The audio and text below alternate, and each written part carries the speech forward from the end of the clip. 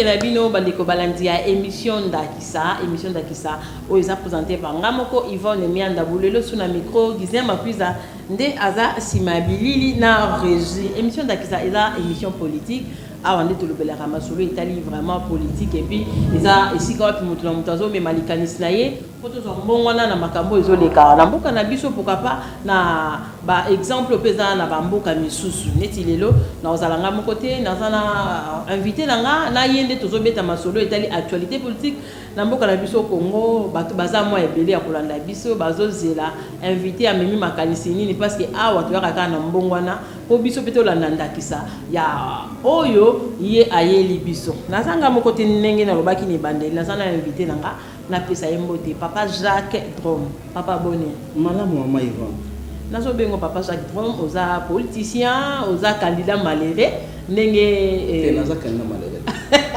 na boyi balo wana candidat malheureux oh mais ozo kité ba benga bino bo nanga nomaki biso te pardon nanga anomaki biso te bonanga mutazani na parti politique tabane konomi ba mais yende mutazo décider te population a voté ki kitoko ndenge bomonaki l'élection elekaki na ndenge moko bato nyonso basepelaki malgré que bato mingi baza koloba ke déluge kokweya mokolo wana mais Dieu merci bomoni ba congolais na maturité politique bakomi nango bavotaki kitoko machine à voter et salisaki biso to voter kitoko mais vraiment il n'y avait pas de souci c'était très bien jusqu'à ce que tant ngonga kopesa ba résultat ekoki ndeko nanga a décidé toko mana ndeko nanga a décidé toko koma na ye mais to yeba non papa Jacques ozanani biso to bengo papa Jacques Drom Jacques Aza congolais le ba congolais nyonso atanga pe assisa université de Kinshasa à sala rapé quelque part voilà et puis à s'occuper à la politique parce que balobi ceux qui s'occupent de la politique des politiques au s'occuper na yo to s'occuper na politique na funa na action alternative pour le bien-être AAB AAB wana to ka mo mingi ya pour la proclamation to ka ba AAB on mais ko yo ningo zaki banda bongo mais biso bana mai biso te donc to zaki na chance à vous avoir nommé mais la bata partie même no zaki nommé ndenge yo le Liban na Kinshasa peut-être à l'intérieur parce que moi mingi to éviter niveau ba acquaintance bazalaki nango na makambo na mais bon en toute sportivité ndenge balobaka nous nous inclinons la vie continue de tourner page to pesi merci na musala kitoko ya sali selon ye bandeko yo ba se retrouver en assemblée to féliciter bango basa la musala pour la population congolaise parce que population congolaise azozela mingi binongo ebi niveau ya souffrance eza na mboka azozela mingi pour que effectivement comment même sur la mamba souffrance wana te parce que bino la souffrance peuple azano est-ce que ba député ba ke ba aussi ça net souffrance na biso te ngana banzi que tant ozo comme député ozo kende ko sala la peuple parce que peuple ndé mutaponi au komi kuna pour que opposer ba problème na ye et que solution ils allaient trouver à partir du gouvernement. Attends 100% de solution et comme on en a été, attends 50, attends 30, attends 80 et mon ami population a posé parce que ce qui était alors tinanini toujours qui n'a pas parlement.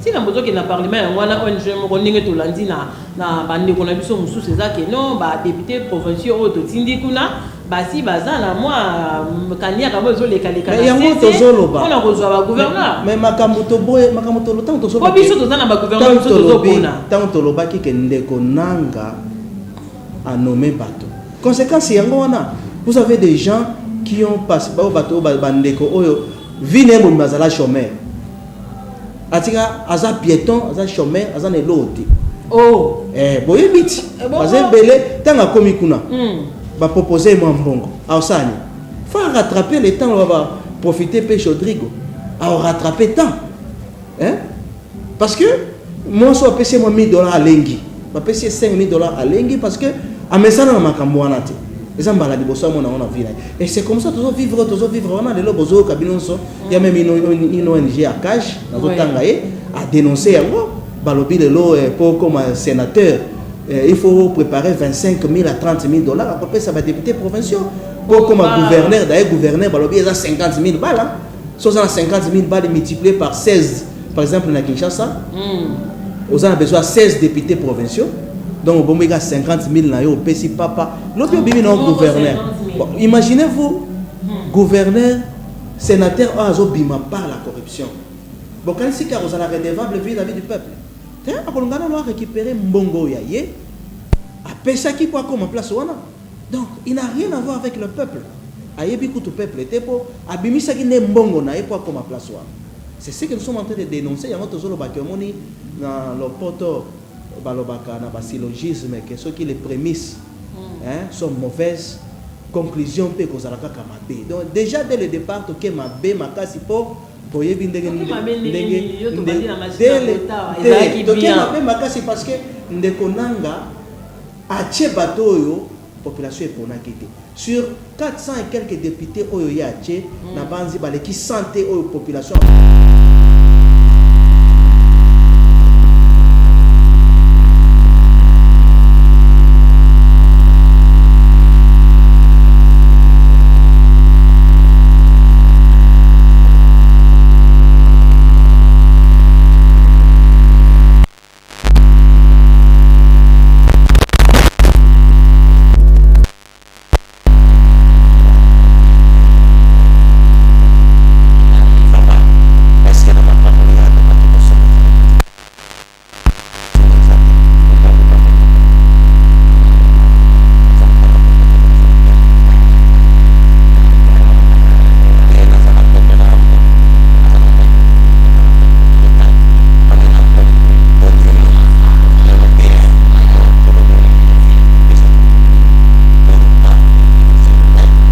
Démocratie, maman.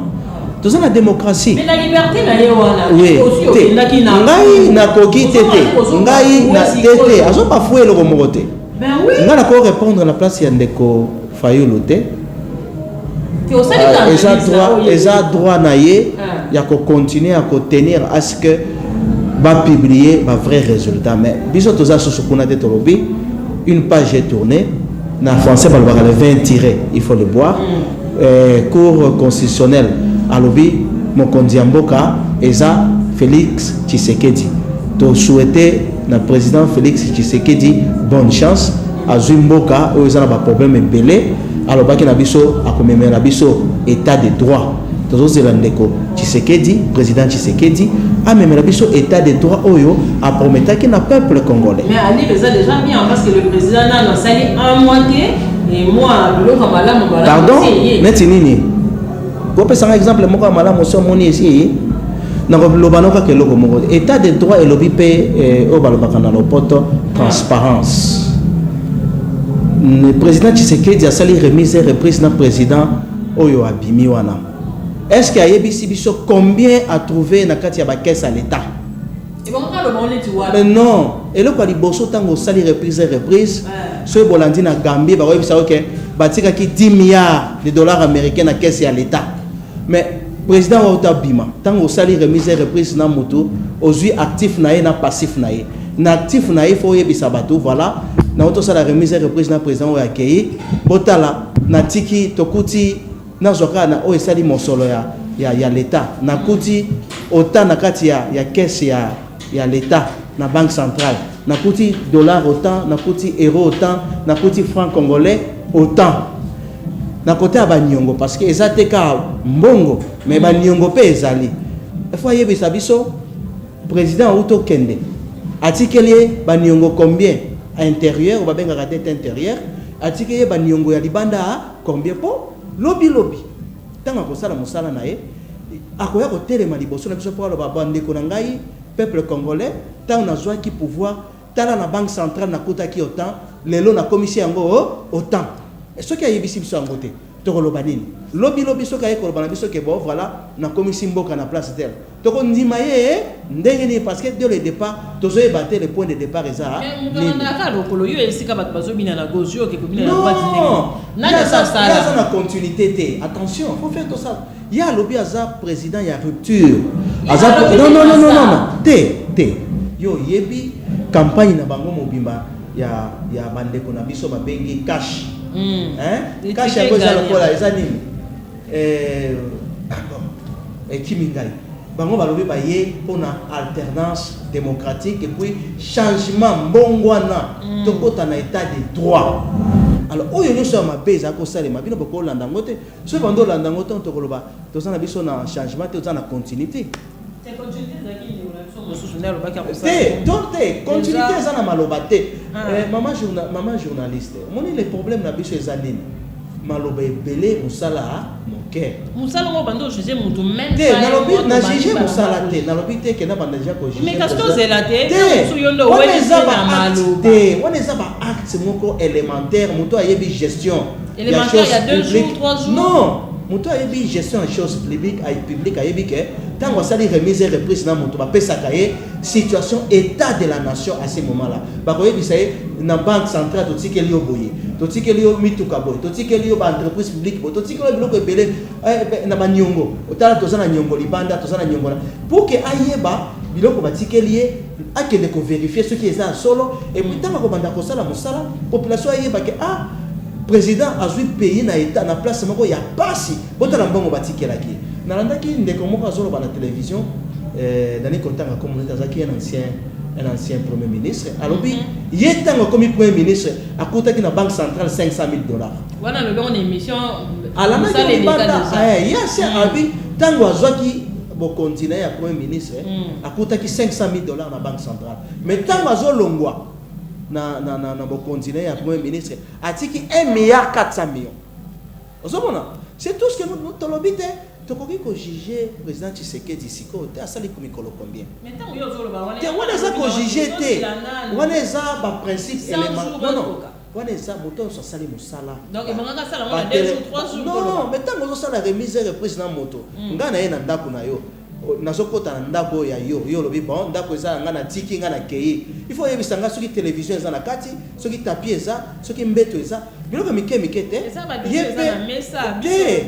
dossier eza eloko ya liboso soko olandi bato nyonso bazwaka bokonzi déclaration ya liboso basalaka yango wana ayebisa biso président oyo awuti kopima atiki combien na banque centrale ayebisa biso faut yeba c'est important parce que lobi baloba te que président Tshisekedi akosaki biso aloba ngo biso moto ko komisa la calcul te tant tozo na 50 moins payé non ça la amalgame te Sonas eza l'état congolais te Sonas eza une entreprise publique eza na DG s'il y a des comptes à demander on va demander des comptes à ces DG non je ne dis pas le contraire je suis d'accord benga moko mais oyo etali président de la République parce que banque centrale bien que balobaka eza na autonomie entre guillemets mais mutali boso atunaka ba compte na banque centrale eza président de la République il faut yeba tango koti azwi bokonzi na yeba batiki boni na caisse ya l'état mais tout jusqu'à lelo tozana tozozela président Tshisekedi ayebisa biso tango président ex-président Kabila akei atikeli boni na banque centrale atikeli banyongo nini il faut que le peuple congolais yeba yango po lobi tango ya kosala musala na ye ako loba na biso voilà bandeko na ngai tango nakotaki awa nakutaki eloko te na banque centrale ngai lelo na makasi na sali kana na komisi autant il faut aloba yango poso ke alobi yango te lobi ekokoya na mutu na ye en tout cas bindenge moko na ndeko moko na yambaki pe bokomi peut-être na mo makanisi moko soki ekomi mibale misatu des ba principe ya bonne gestion babenga yango ce sont les principes élémentaires ya bonne gouvernance la transparence ce qui transparence na gouvernance ezate maman tokozala lokola bandeko basali 11 mois bafutaka bango te quelque part en tout cas lobi ngotanga te eza bongo soki munoko komi mo mibale misatu na baye bazolanda biso eza problème parce que tolingi tokota tolobi rupture toboy continuité soki ndeko Shadari bavotaki ete po ya lingaki continuité ok population boy likambo continuité population lingi mbongwana. Les changements, c'est maintenant. Les changements, on est là, on Tolingi ndeko président Tshisekedi ala kisabiso mbongwana solo abandana nuko yebisabiso boni akuti na kati ya banque centrale du Congo et ça très important pour le peuple congolais. Mais président Tshisekedi a aussi nommé deuxième vice-président il y a l'Union africaine. Ça départ beaucoup malin pour bon écoutez, au fait n'a pas eu ça vérité hein ça c'est opinion qui n'engage que moi. Biso te croira trop dans l'Union africaine. Nous ne croyons pas trop. Regarde l'état dans lequel se trouve l'Afrique. Quel état au moment où ce sont eux qui ont dit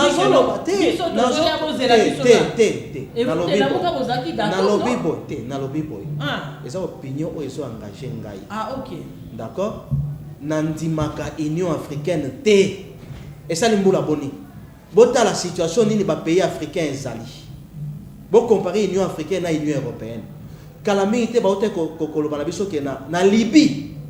La traite des noirs. Oh tipo mutu ayebi histoire ya tipo eza ko salema akoyebisa bino ke babanda koteka bato bayindo na libanda eza ko salema na Libye mais Union africaine ezalaki papa. Donc ma réunion na bango na tant que to remona du concret to ndimaka na biso yango te mais qu'est-ce que to koloba donc la to changement na nini. Non mais c'est normal. C'est normal parce que biso pe to koti na masolo yango et puis to koti na masolo to kozwa nini na masolo wana. Likamoza ils rendez-vous du donner du recevoir.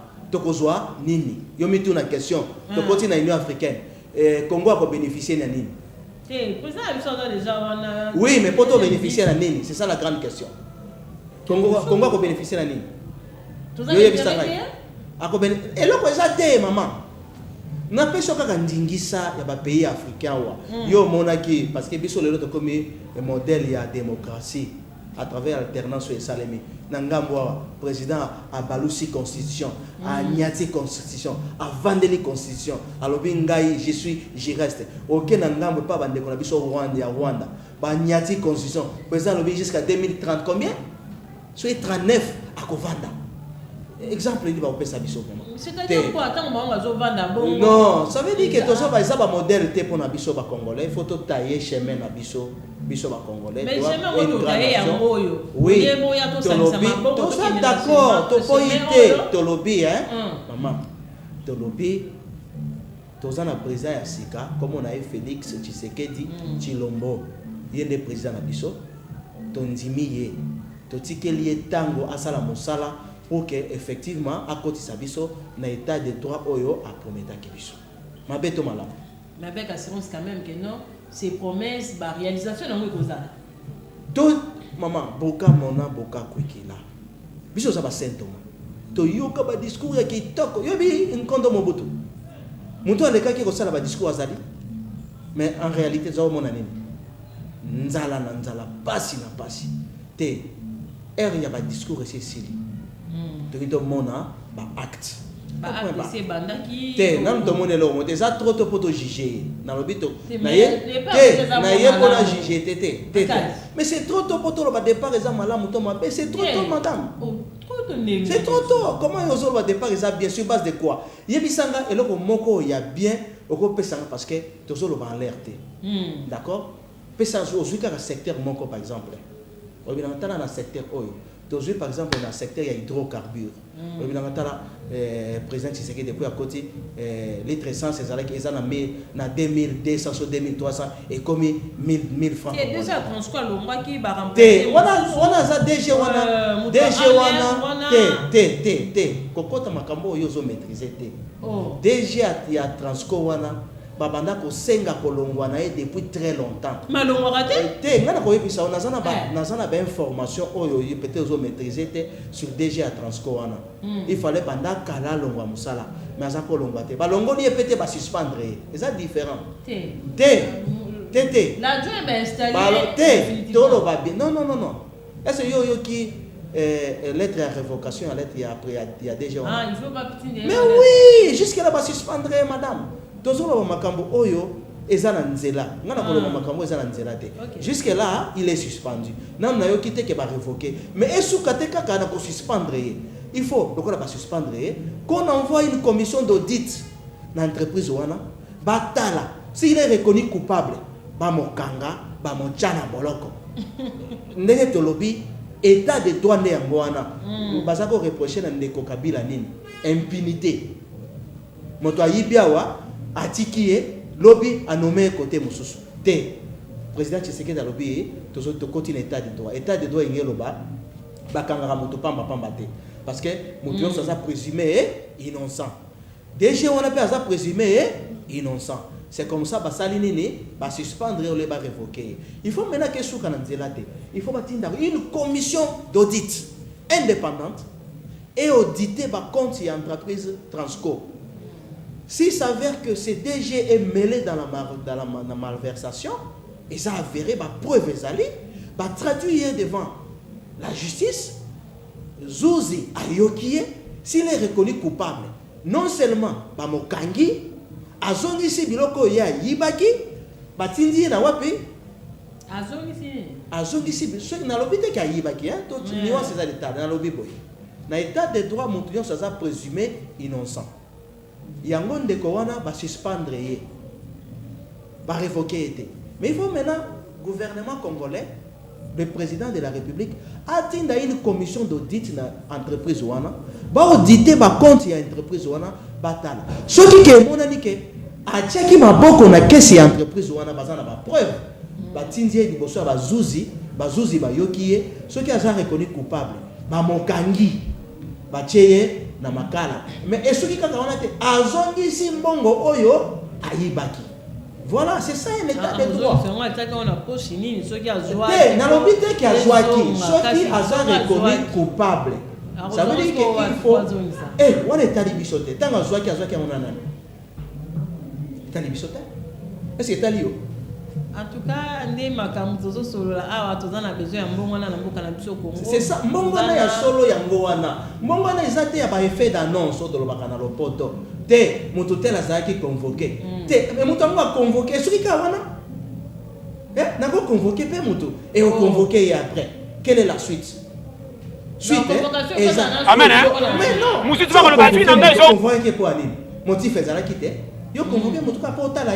Au convoqué qui c'est que ça na ba raison oyo tchaki wana pour convoquer mais tant au convoquer oyoki il faut pas saper population suite tant la moto tel te convoquer qui est oyoki to moni eloko mokote faut bien le bango ça te ka au convoquer qui bato terre état de droit et le bibomote c'est quoi ba lobi to so kota awa to zabwe ba convoquer qui mo bato beli to suite suite na bango suite ezali yo so suite c'est quoi le quoi to suite wana te ezani eza effet d'annonce eza masano to beta na biso masano eloko ezate toza na continuité biso toni to mona mbongo wana ya so bino bitango nze Kabila kotaki hein boye bakata nze Kabila kotaki bo santaki mbala moke ya une autorité nouvelle à côté na mboka oyo bo monaki mais ça dépend des côtés non bo monaki mbala mo ba roulage bazo nyokola bato na nzela yo yebi roulage lelo akoma ko créer infraction par moto ba motard lokola ba pese ba moto et comme pour ba sakana na ba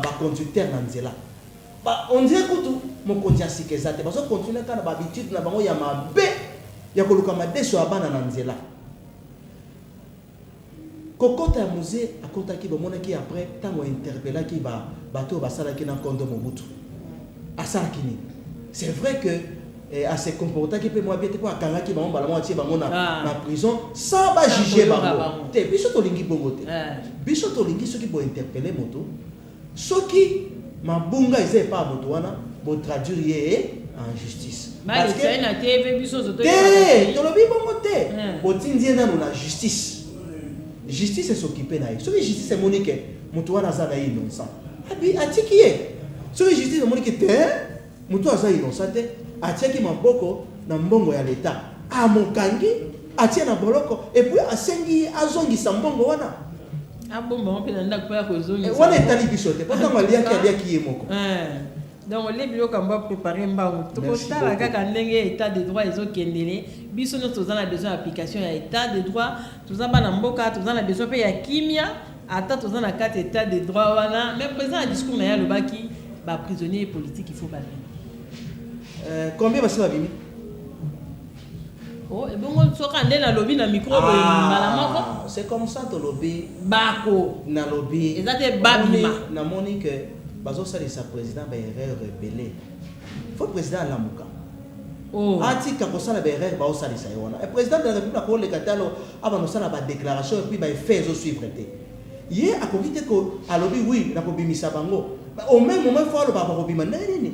Il faut que le ministre de la Justice alanda cas par cas atala. Ce qui va dossier là bango est vide. Et que effectivement parce qu'il faut tout le bas. Nani asa prisonnier politique nani aza prisonnier et non politique. Et c'est un travail de fond en comble. Il faut ça et qu'on s'allume à mon côté. J'espère que il est malade quand même. En tout cas, tout le monde est en état de droit. État de droit, il y a le principe, il y a innocence ou un juriste il y a des règles. Exception, et ça kokangama. Donc, bandeko nyonso bakangi bango sans jugement, sans preuve. Il faut que l'État a traduit bango devant les cours et tribunaux. Ceux qui sont coupables étaient. Il faut que les juges va libérer bango. C'est ça un état de droit. En tout cas, dans le état de droit, Marambeza moi belé autocommande parce que tu as vu déjà à lire Yassika, président la biso Yassika yo azana biso donc toza na mboka Congo tozo continuer na président la biso Yassika na makambo Yassika na ebité papa bato bazolo ba moi ebélé ça makambo ezolo ba déjà eza que président la biso akoti sikoyo président Félix Tshisekedi akozala na mo encore koso ya kokamba parce que avant la majorité dans le Parlement. Est-ce qu'il y a possibilité on a qu'il y a comme malade monter parce que avant na batu mingi dans le Parlement? Les journalistes ça question ya passe. Quand nengo moniteur to lobaki na oké. Ndeko nanga nommé bato. Yo boye kontimela ngai. Yo mona wapi na mboka oyo président abimi na kwe mususu azangi ba député. La logique veut que normalement ceux qui vont voter président ont besoin de changement. Parce que voter les députés et qu'on permettre à la majorité dans le Parlement. Est-ce que vous expliquez bon? Maman, tu expliques qui est maman. Non, la vérité c'est quoi maman? La vérité c'est que Nekonanga a sakani na bavoie congolais. Parce que ce qui a mis ça qui vérité des urnes. N'a pas dit que Ndeko Tshisekedi dans la député à Zana. Tellement ça qui est dans la liste n'a pas nommé, a nommé Batoatie dans la FCC. Voilà langage il y a posala malheureux. Non, dis pas du tout. National pas qui n'a que la vie continue. Moi je ne vivais pas grâce à Parlement parce que j'ai mon boulot, je travaille. D'accord? Donc je ne vivais pas grâce à Parlement. Les gens dans le Parlement, oui, mais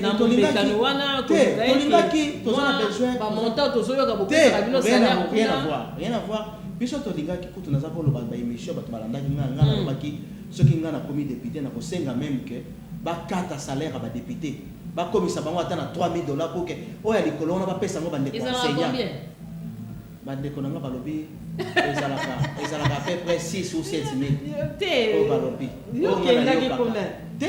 nga na sa député te biso to lobaki que député aza molobeli ya peuple vraiment aza molobeli ya peuple ya solo.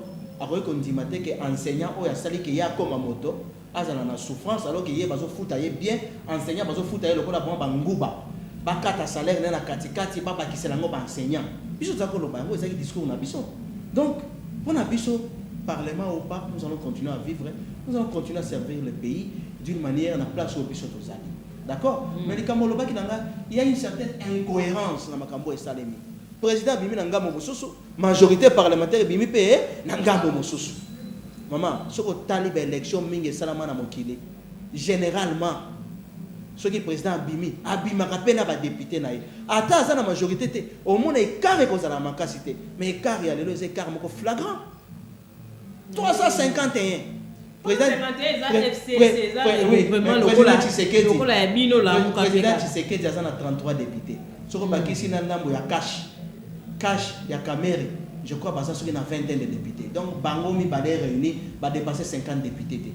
Boye bisangai, tozana régime semi-présidentiel. Mutakamba Kamboka, est premier ministre. Premier ministre abimaka na famille politique oyo azana ba député et belé.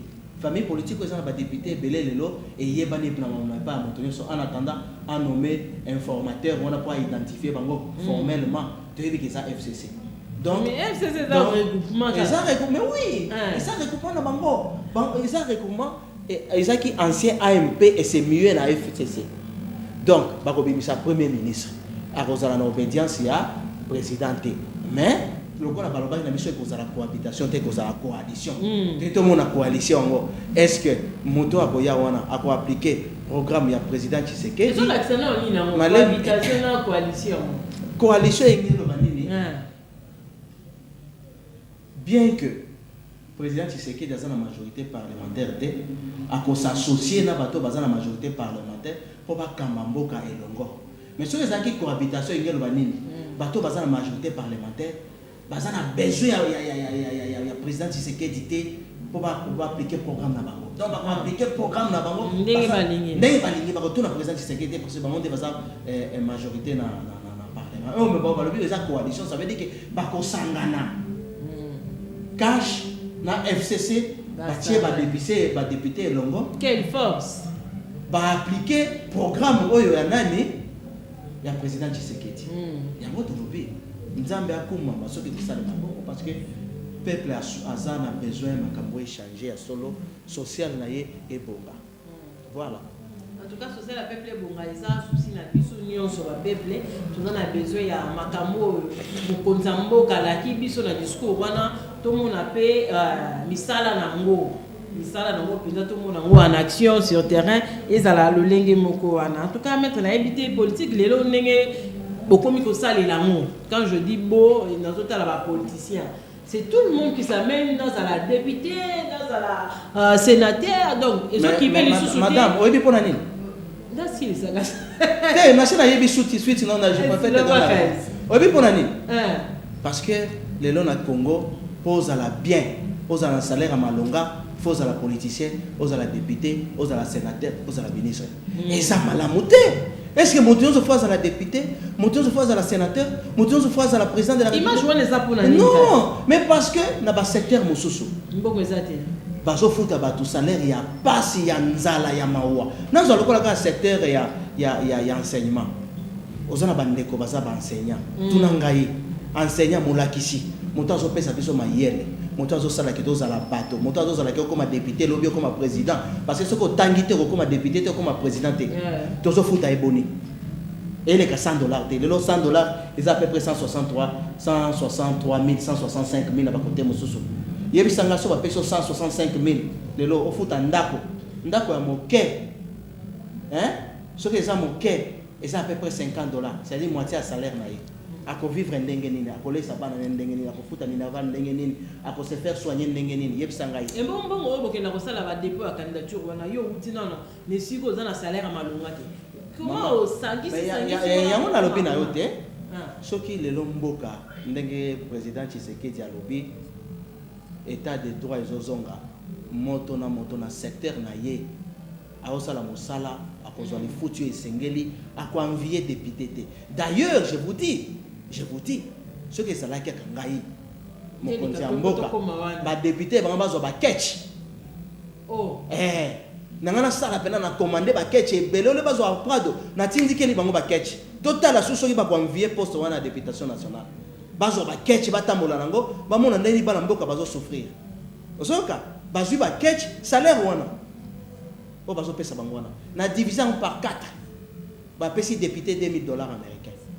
Les restes on a ba pesi yango ba médecin ba pesi ba enseignant ba pesi ba fonctionnaire parce que bango pe basa ba bango moko idane ko matate maman malebe to solo ba to loba yango pe président Tshisekedi akoyoka ngo yo na pesa exemple mususu na mboko eza en crise premier ministre uta ekobima azo tambola na 15 prado 15 premier ministre uta ekobima yo yebi komo na ye na otanga kombo te dernier premier ministre de Zouaki kombo na oyebi komo na dernier premier ministre abimi na président auti kobima toze na premier ministre ti président Kabila tanga longo premier ministre na suka komo na ezaki na oyebi avant ye oyebi na nazalaki wana ozo tambola na cortège ya 15 prado alors que population ozo kufa nzala.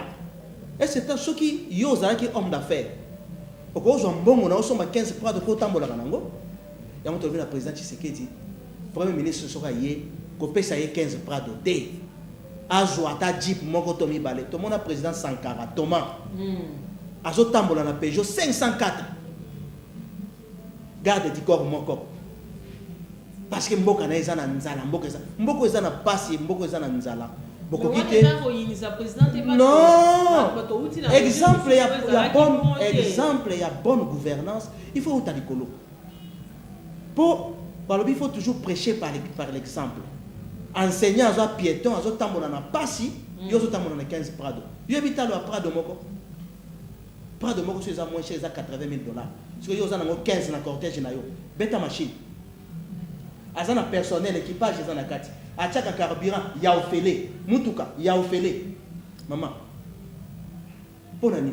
Oko tambola na mutuka mon côté, ata sécurité mon côté. Parce que mboka za na passe. Et ça langage au bateau sur bazaka na on na. C'est pas ça. Maman fiso non. Ce ka tamboli na mutuka moko, akoza la premier ministre était. Salaire après ministre ba ko pesa ya côté. Parce que nous, sur les dépenses publiques, il faut qu'on réduise parce que nous sommes en crise. Mboka est en passi. Oui, Mboka est en passi. N'a pas ça un exemple moko. Le président Tsipras na Grèce, tant que Grèce est une crise économique. Le président a pas ta cravate. Ministre na bango ya finance, azako ya na Vespa. Ala ta veste était ala ta cercle. En Afrique il faut ça là. Tolingi mentalité on est côté en Afrique. Donc il y a biso déjà ebandi ndenge to bandaki na passation aye na changement aye na état de droit ingelo banu ba congolais nyonso baza égaux devant la loi ba congolais nyonso baza na droit ya redistribution ya revenu national et yo za la te que ba ministre baza kolia le kabansi qui dit que ministre a plus humain qu'un enseignant. Qui a dit ça? Pour un ministre, il faut avoir des conditions bien. Enseignant ou enseignant qui a un ministre, il faut avoir des conditions passées. Qui dit ça? Il y a un maquila, enseignant a un maquila. Mais tout ça, c'est à mon côté. Non, mais c'est voilà. Au toucher point, moi. Moutuna musala ou azosala, il faut se retrouver. Il y a des conditions, il y a bateau. Donc, comme on a le même salaire, ministre, tu l'obité que bazala na même salaire. Mais car on est à la makasi nenge wana te maman. Et car il est qui makasi mingi. Hein? Et car il est qui makasi mingi. D'ailleurs, na koye bisayo. So ki na mikili apoto. Et car salaire ya président yebana. Salaire ya ministre, d'ailleurs ba ministre mingi d'ailleurs salaire na bango ça ya so za PDG, o le ki même ministre na salaire. Ok, c'est là où mentalité. Tolingi mentalité, quand on dit changement de mentalité, c'est aussi le changement dans la gouvernance de la chose publique. Et ça, c'est que dans le budget de l'État, sur 100%, 80%, et ça consommé dans la présidence. 20%, on dit qu'il y a 80 millions d'habitants. Le président de la République, c'est à peine peut-être 200, 500 personnes. Budget en Mboka Mobimba, bango ba sur à 80%, 20%, 80 millions de Congolais ba kabo. Ça veut dire qu'il y a un problème quelque part. En tout cas, il y a un problème. J'ai un mot tolingi mbongo na esala, to mona mbalo penza que non. Déjà ngo, parce que sensibiliser to mona yango na ba acte madame. Bandi nango yo papa. Madame na banda to botama. Est-ce que le président moko azoke de voter moninga ne mosusu président aussi to mona yango? Merci beaucoup, essaye d'endeline to lobby. Hein? Tu te mona bilembo. Biso za ba Saint Thomas. So to moni elembo te. Ah, en tout cas, bon mon abiso vraiment to banda ko telemela bino na niveau moko. Ezala pas possible quand on est d'accord comme on a souka na habité gouvernement o utiko bima. Donc ex-président la biso asa ki na ye afandi na moi bato pe ndambo pe pona moni provincial puis na moi batakala basa penza militaire. Surtout que au tala bango batakala batikeli mo ba 10 ans donc baza vraiment militaire donc bato sika ba ye. O sa ya bilan ni. Ezali kambo ya bato akalate, ezali kambo ya mentalité. Oh, le changement ce n'est pas par rapport aux individus. Et là, c'est pas parce que mon tutelle a le moins été. Mais parce qu'on ne veut pas. Changement. Finalement. Est-ce que va fou le longwe? Non, nous merci beaucoup. Et on te le dit, hein. Tout le monde a acte. Tout le monde a mon amour à Goya. Aza la mentalité ya mbongwana. Aza la mentalité ya sika. Parce que des vrais changements dans le cas. Et ça, un changement de mentalité. Parce que cette mentalité est changée, il faut respecter bien l'État. Il faut que ngai nazalia ou nazamo sali ya peuple. Peuple n'est pas tindinga yawa. il faut na sala pour que peuple wana azala à l'aise na tika ye na poubelle te na bongisela ye banzela na bongisela ye hôpitaux na pesa ye ba logements sociaux kelasi ya bana école primaire ndenge comme Mobeko Likonzi et Lobby ezala ya ofele ya solo ba étudiant na campus kuna na ba université bazo souffrir bazo appel bourse omoni basi ba bande ko kitano le minerval biso to kitano minerval les solutions parce que il faut royer belo komoko na koye bisa parce que moi je suis un économiste et puis je me suis spécialisé en finance. OK. Tant yo OK na université wana o ezo zo subvention à l'état té au lobby ba kitisa minerval ba kitisi to ba kitisi non to ça la politique d'Autriche té ton a marché parallèle et ça 1665 yo zo yebisa université achato na 900 ozo kosanani maintenant écart wana université a kozongo wapi po université fonctionner yango moni ba grève comme partout na université parce que enseignant université zo fonctionner sous-té azana mbongo te ko futa a chef de travaux ya ko futa le personnel académique puisque bozo kosa ye to na marché za 1665 kuna bozo ba na cha na 900 bon sikoyo écart wana na kokomla maintenant tout qui bilan ya tozo que les vraiment comme la souka ba bazo comprendre que papa Jacques alobara mingi donc Jacques vraiment alobara penza mingi malgré boito benga candidat malheureux parce que ya bien ça malheureux donc azana est bien donc to longoli malheureux wana candidat malheureux to ba ni candidat wa zo qui na ba élection ya 2018 oh ba noma qui était na nanga c'est important j'insiste oh nanga noma qui était mais faut y avoir ça bandomaki yote pour na nini parce ba qualité exacte par rapport ba qualité c'est belé yo mo zo vivre encore ya baninga ba qualité c'est belé en tout cas ba tu vas sauter ba zo comprendre que ba qualité yo zo ba personne déjà oh biso to senga kité na ba député oh ba continue ba yebi ba yebi gouvernement ya sika ba yebi te to lobi na biso to ndimi na biso to souhaiter bango bonne chance passe à la pona bolamu ya peuple bilan de ça les raïs bilan de ça les raïs bilan négatif tu kocha mai na monoko te vraiment 18 ans après sur le plan agricole yebisa ngai bilanga boni batikeli biso bapesa ki biso bukanga lonzo à peu près 180 millions de dollars américains bukanga lonzo zawa na mai 180 millions et kei na mai tozana bilanga moko te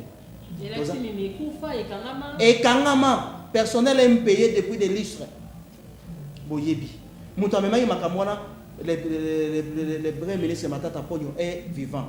J'espère que le président Tshisekedi a besoin pour interpeller pour expliquer biso ndenge ni bukanga lonzo et kangamaki parce que mbongo wana ezambongo nanga ezambongo na yo ezambongo ya peuple congolais a expliqué biso ndenge ni bukanga lonzo et kangami parce que dès le départ ba yebisa ki que na bukanga lonzo eloko epusaka te ba étude de démontrer na faculté ya agronomie na université ezali à partir en Seleti kuna et ça prolongement à désert de Kalahari eloko malongé epusaka te mais qu'est-ce qui a fait que ba kende ko cha bukanga lonzo kuna ba benga e ba tourner la question 180 millions oui mais 180 millions on a combien de kilomètres de route so ba 1 kilomètre de route varie entre 1 million de dollars et 6 millions.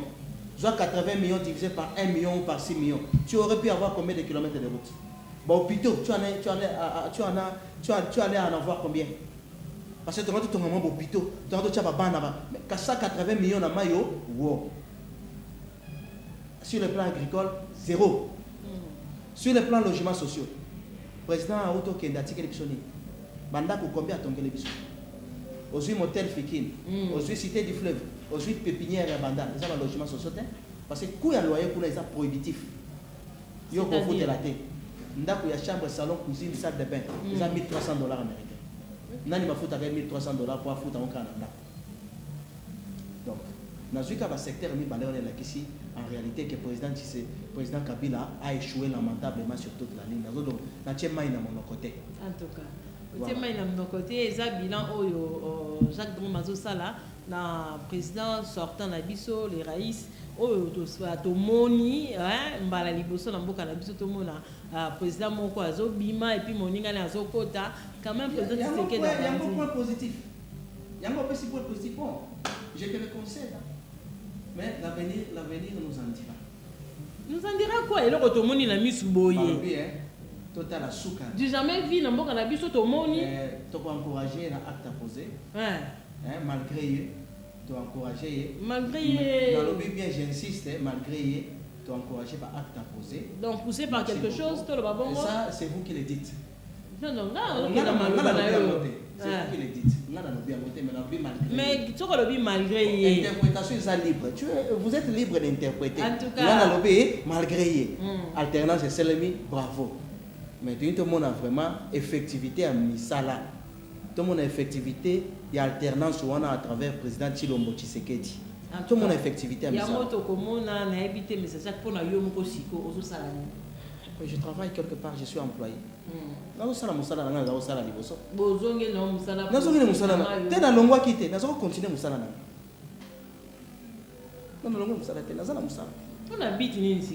oh, bit. Mais Balopé, pasteur Nanga Loba Kiboy. Ceux qui chassèrent à Kebokila. Oui, Bokila. À quelle chasse? Et qui a joué Niamate Jowana. Est-ce qu'il faut beaucoup à Mondo Kinaï? À qui a bombé en Nanda? À beaucoup à Mondo Kinaï. Il faut garder Mondo Kinaï parce que ceux qui les lois joué. Lobby à Kozo. Donc, comme il a souka, on a évité le président Félix Tshisekedi d'attendre le beau comme lui. À lobby, il va travailler avec tout le monde. Batola muka boya to sala banani boya to sala na ebité yo ta mozomo na ke moninga tandi le boko bongo boya mais ba misusu bazoli na koyate en attendant il y a des propos impossibles tozana mokili ya ba tribal écoute non investir totika likambo ya un tribal wana la un tribal c'est quelque chose d'instrumentalisation ça batne bazo instrumentaliser parce que biso lelo yo yebi na kisasa to yima makambo wana te tovanda yo te ezaka kate est-ce que yo lelo so yo kina point na yo bake ko attaquer ndeko moko boy parce que azabu tu attribute le so yo ki yango na kata kisasa te e mama kinne siko na s'intéresse non alors la question te maman moni tout ça la trop attention to yebite bato ba yembaki bazalaki banani intention nini bazalaki nango et quand ça rappelle bato ka musuto ba check bango kuna ka po ba discréditer ye to lobi biso na Kinshasa to yebi tribalisme te to vanda entre biso to bala na entre biso to yebi makambo wana te donc to yebi ke wana eza makambo ya monguna azozela biso wana monguna azotala biso na musika bo yebi monguna ni nazotanga azana posa ke ba congolais ba boma na poki akabola biso mboka to kopesa ye occasion wana te congolais azala ka tribaliste mais occasion wana ezala te pesa ni maboko no mate bazo singa bino maboko wa boya kusangana président Tshisekedi azana besoin ya unanimité te même Yesu mwana nzambe bato nyonso bayambaki te donc de par la nature humaine l'unanimité n'existe pas okolo bateke yo balingaka ko pa bato nyonso ezalaka te nature a bato ezandenge wana donc ezana bato bakondima ye ezape na bato bakoboya ye nature ba koboya ye c'est ça aussi la démocratie il faut qu'on tolère bango mais à travers misala na ye à convaincre bato à la kisa bato ke bozana tort tala misala yango misala nde eloba en tout cas misala eloba ndenge monsieur Drom à lobby misala eloba et pas président na biso Fati o biso nous sotozo pe sa ba chance ebele parce que aza président ya sika a continue nzelo ba président nyonso ya mboka ba kota na mite na mboka na biso Congo to komi vraiment na suka na ebité yo za ki candidat ba ndeko na yo baza siko na parlement ko suivre ça na kana na lobaki biso za fair play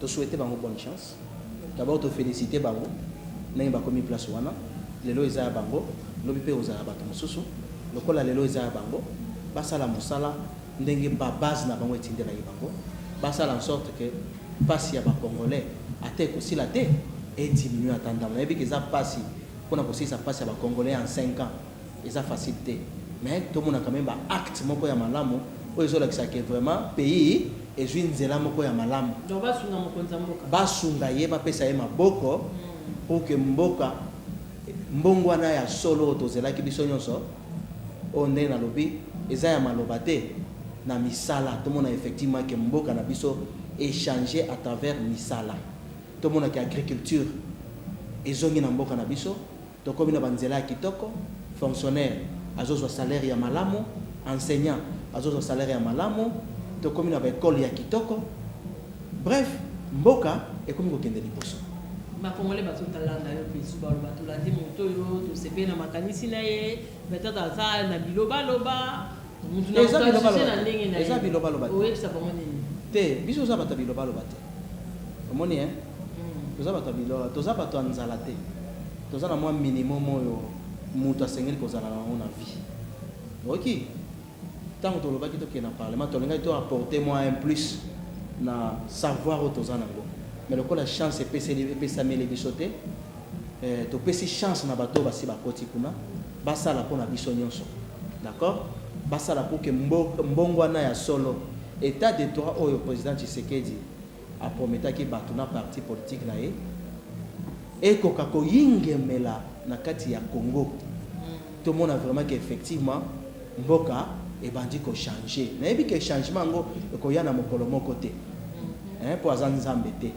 aza pe na baguette magique te akoloba mbongo wana esala mbongo wana esalemi mais en tant que moto il faut orienter l'action à l'état à poser ba acte oyo ekolakisa que effectivement tokei na mbongo wana mais soki ba acte wana eza te ekozala pasi po tondimela ye. Merci beaucoup monsieur Jacques le ondimaki invitation na biso et puis qu'on a biso na mito na mibale misato topesi yo merci naza na éduquette mbalasima ozala susu invité na biso.